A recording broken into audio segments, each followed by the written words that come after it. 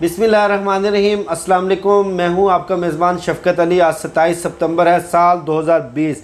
वज़ीर-ए-आज़म इमरान ख़ान की अक़वाम मुत्तहिदा में की गई तकरीर का रद्द अमल जहां सफ़ारती महाज से फ़ौरी तौर पर भारत से सामने आया, वहीं भारत की LOC के ऊपर जारियत भी शुरू हो गई।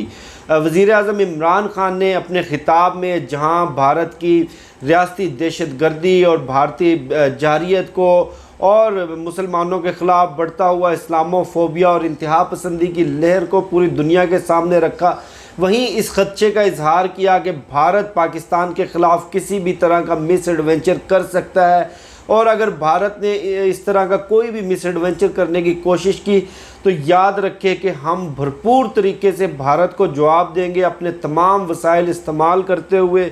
अब कल रात से भारत ने LOC के कोट कटेरा सेक्टर के अंदर शदीद गोलाबारी की है, भारी हथियारों का इस्तेमाल हुआ। ये ISPR की जानिब से ऑफिशली ये ख़बर सामने आई है। भारतीय गोलाबारी और भारतीय जारियत का पाकिस्तान की मुसल्लह फ़ौज ने मुंह तोड़ जवाब दिया। पाकिस्तान की मुसल्लह फ़ौज के जवाबी फायरिंग के अंदर भारत की 3 चौकियों के पुरखचे उड़ा दिए गए और भारत का इस कार्रवाई के अंदर भारी जानी और माली नुकसान हुआ। मकबूजा कश्मीर की मीडिया की इतलात के मुताबिक पाकिस्तान की फ़ौज की जवाबी कार्रवाई में कम अज़ कम भारत के 4 जवान मारे गए और 7 से ज़ायद ज़ख्मी हुए, और उसके साथ साथ भारत को शदीद जानी और माली नुकसान उठाना पड़ा। भारतीय चौकियाँ तबाह हो गई, लेकिन दुश्मन की फायरिंग में पाक फ़ौज का एक जवान हवालदार दिलफराज जाम शहीद हो गया। वतन अजीज़ के ऊपर उसने अपनी जान कुर्बान कर दी। अब सवाल ये है कि वज़ीर-ए-आज़म इमरान ख़ान की तकरीर के फ़ौरी बाद जहां सफ़ारती महाज से जवाब सामने आया, वहीं अस्करी महाज से भी इस तरह की जारियत सामने आई, इस तरह की जारियत देखी गई। 1 साल के दौरान भारत कम अज़ कम 3200 मरतबा LOC के सीज़ फायर की वायलेशन कर चुका है। अब अमन दुश्मन भारत दहशतगर्दों का भी बड़ा सहूलतकार बन गया। ये मैं नहीं कह रहा, ये मेरी रिपोर्ट नहीं है, ये अक़वाम मुत्तहिदा की रिपोर्ट है। अक़वाम मुत्तहिदा ने मोदी सरकार की बड़ी चोरी पकड़ ली। आलमी इदारे ने भारतीय बैंकों के ज़रिए $1.5 अरब मनी लॉन्ड्रिंग के नाकाबिले तरदीद सबूत सामने रख दिए।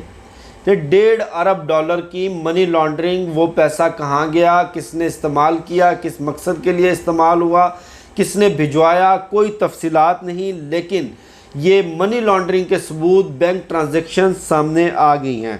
फ़िनांशियल क्राइम इन्फोर्समेंट एजेंसी, ये अक़वाम मुत्तहिदा का ज़ैली इदारा है जो कि मनी लॉन्ड्रिंग और फ़िनांशियल क्राइम और टेरर फिनंसिंग को मॉनिटर करता है। इसकी रिपोर्ट में भारतीय बैंकों के ज़रिए दहशतगर्दों की माली मावनत के सबूत हासिल किए गए, और ये सबूत मैं आपके साथ शेयर करूँगा।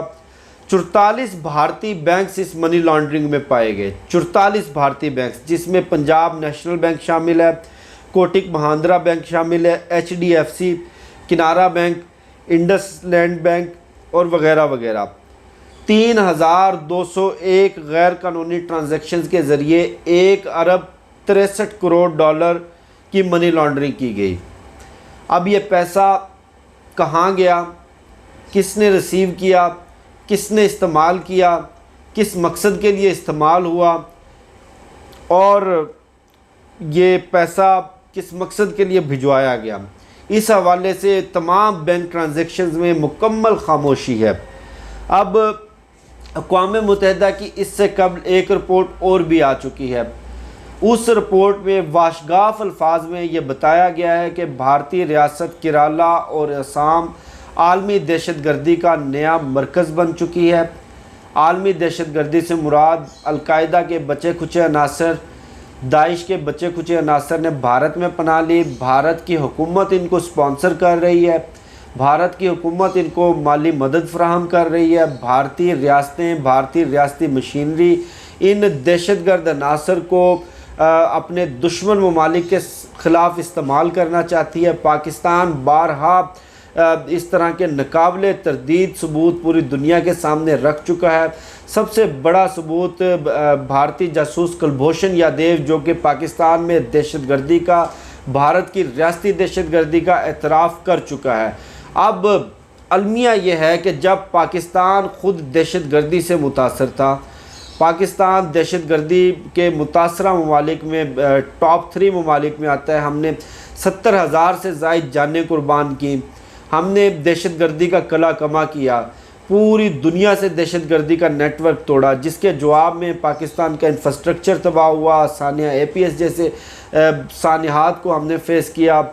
उसके अलावा दहशतगर्दी, खुदकश बम धमाके, टारगेट किलिंग एक लहर थी पाकिस्तान में जो हमने करीबन 10 साल फेस की। लेकिन हमारी अफवाज की कुर्बानियों की बदौलत करीबन 15 से 17,000 हमारे अफवाज के जवान शहीद हुए और इस दहशतगर्दी का हमने ख़ात्मा किया। लेकिन मुतासर हम थे और दहशतगर्दी का इल्ज़ाम भी हम पर लगाया जाता था। पूरी दुनिया आलमी दहशतगर्दी का मरकज़ पाकिस्तान को डिक्लेयर करती थी, पूरी दुनिया अलकायदा का जो मरकज़ है वो पाकिस्तान को डिक्लेयर करती थी। अब इतने बड़े सबूत, इतने भारी सबूत, और अलमिया पाकिस्तान के किसी मीडिया ने, पाकिस्तान के किसी चैनल ने इतनी बड़ी ख़बर को, अक़वाम मुत्तहिदा के ज़ैली इदारे की ख़बर है, टच तक नहीं किया, शेयर तक नहीं किया। हम रियासती सतह पर, हम मीडिया के लेवल पे इस खबर को भारत के ख़िलाफ़ इस्तेमाल कर सकते थे, भारत का गंदा और मकरूह चेहरा दुनिया को दिखा सकते थे, लेकिन किसी ने इतनी जहमत गवारा ना की।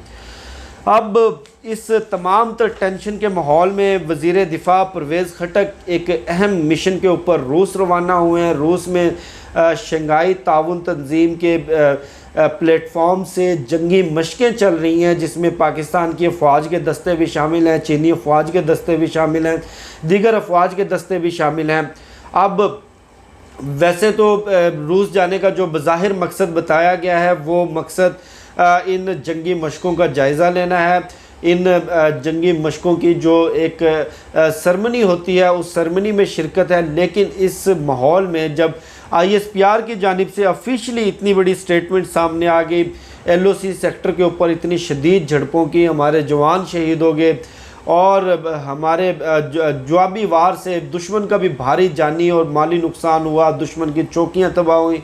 इन माहौल के अंदर वज़ीर दिफ़ा परवेज़ खटक का दौरा रूस बेहद अहम है।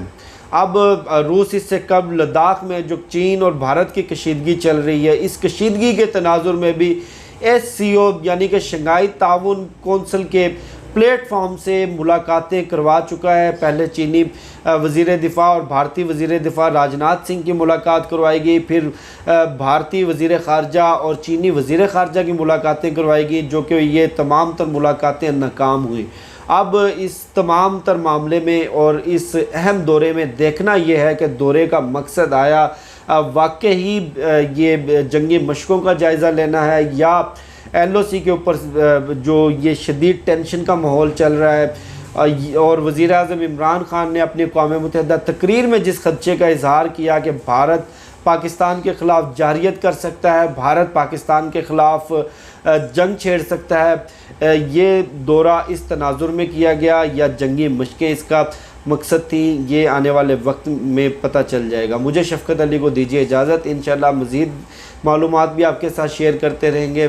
पाकिस्तान जिंदाबाद।